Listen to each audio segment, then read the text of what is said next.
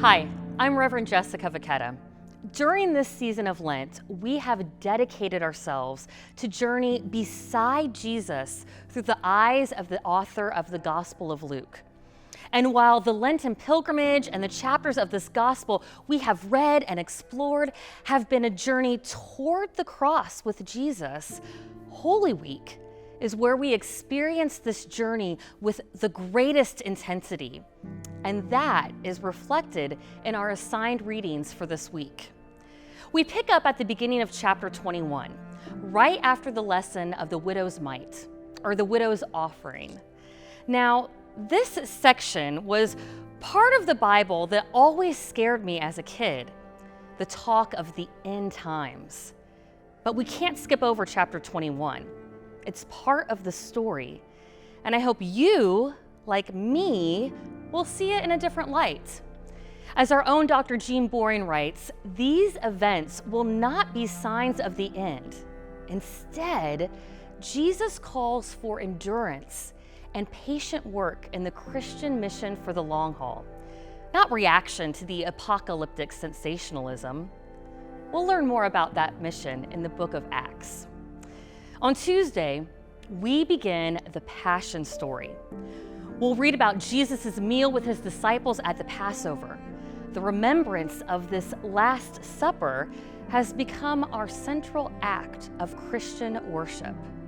That night, Jesus shares with his group that one of them will betray him and another will deny him 3 times.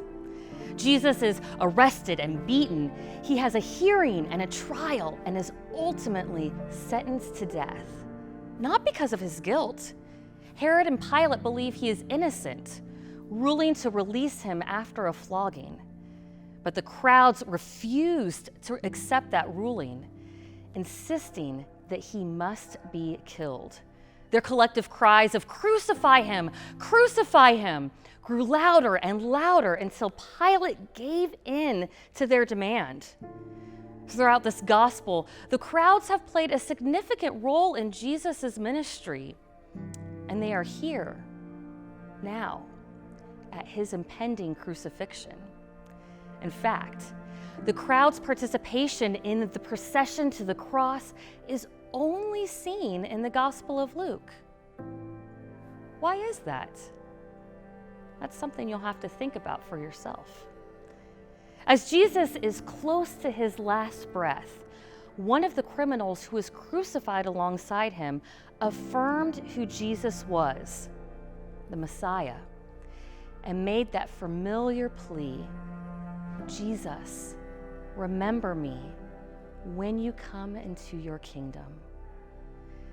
As he neared his final breaths, Jesus assured him, you will be with me in paradise. Up until his last breath, Jesus was with and ministering to the nobodies. The writer of Luke doesn't rush to the resurrection, even though he and we know it is coming. We are invited to sit with this pain of Jesus' death. We can't rush past it or skip over it. It is part of the resurrection story. Reading this gospel in its entirety, day after day, leading up to Holy Week, makes things hit a little differently when we read the Passion story.